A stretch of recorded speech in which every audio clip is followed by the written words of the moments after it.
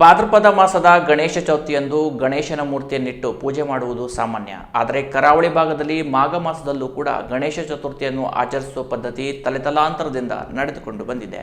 ಮಾಘ ಚೌತಿ ಹಿನ್ನೆಲೆಯಲ್ಲಿ ಶನಿವಾರ ಕರಾವಳಿ ತಾಲೂಕಿನ ಹಲವೆಡೆ ಚೌತಿ ಹಬ್ಬವನ್ನು ಆಚರಿಸಲಾಯಿತು.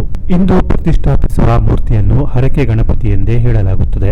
ಇಷ್ಟಾರ್ಥಗಳ ಈಡೇರಿಕೆಗಾಗಿ ಹರಕೆ ಹೊತ್ತುಕೊಂಡವರು ಹಾಗೂ ಗಣೇಶ ಚತುರ್ಥಿಯ ಸಮಯದಲ್ಲಿ ಬೇರೆ ಬೇರೆ ಕಾರಣಗಳಿಂದ ಮೂರ್ತಿ ಪ್ರತಿಷ್ಠಾಪಿಸಲು ಸಾಧ್ಯವಾಗದಿರುವವರು ಸಹ ಮಾಘ ಚೌತಿ ದಿನ ಗಣಪನ ಮೂರ್ತಿಯನ್ನ ತಂದು ಪೂಜೆ ಮಾಡಿದರು.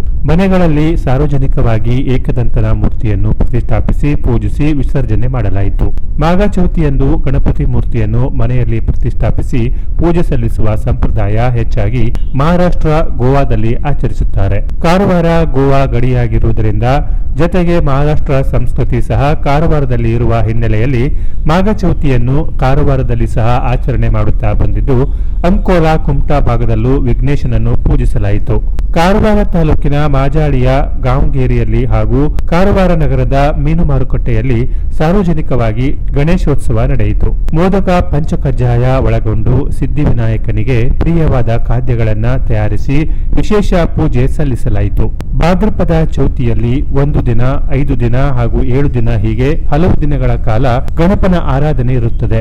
ಆದರೆ ಮಾಘ ಚೌತಿಯಲ್ಲಿ ಪ್ರತಿಷ್ಠಾಪಿಸುವ ಮೂರ್ತಿಯನ್ನು ಒಂದೇ ದಿನ ಇರಿಸಿ ಪೂಜಿಸಿ ರಾತ್ರಿ ವೇಳೆಗೆ ವಿಸರ್ಜನೆ ಮಾಡಲಾಗುತ್ತದೆ. Canara plus news, Karwar.